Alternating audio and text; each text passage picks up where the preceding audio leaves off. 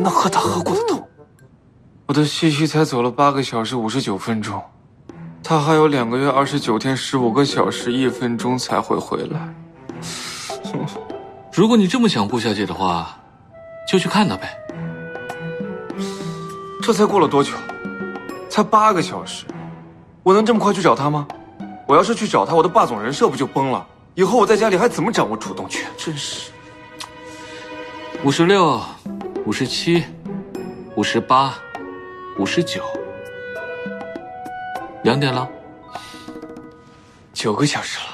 订票，马上订票。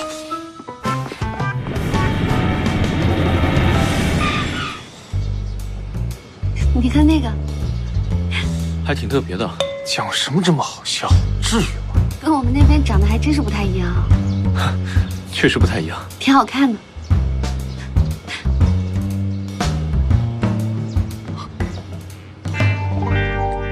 嘘，别说话。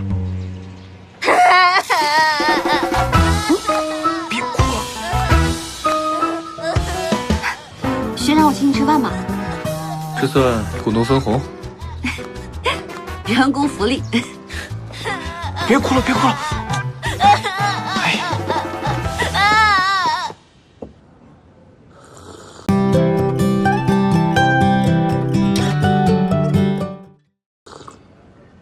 学长，我看了我们这期的课程，压力还是挺大的。先生，请问可以帮助你吗？不用了，我慢慢学，还是得注意身体。啊，放心吧，这个我会。我主要怕我先生，不好意思，您菜单拿反了。我估计我也不会。你有什么不懂的，请记下来，下课以后给我问。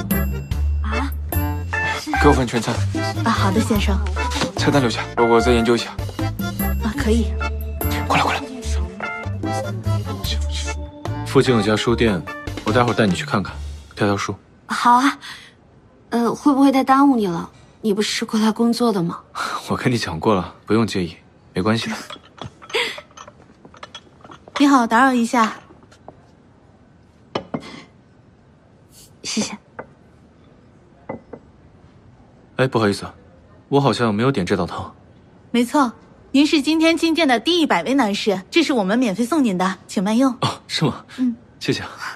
还有这种福利？还有这种福利？快尝一尝。好好尝尝我给你准备的惊喜。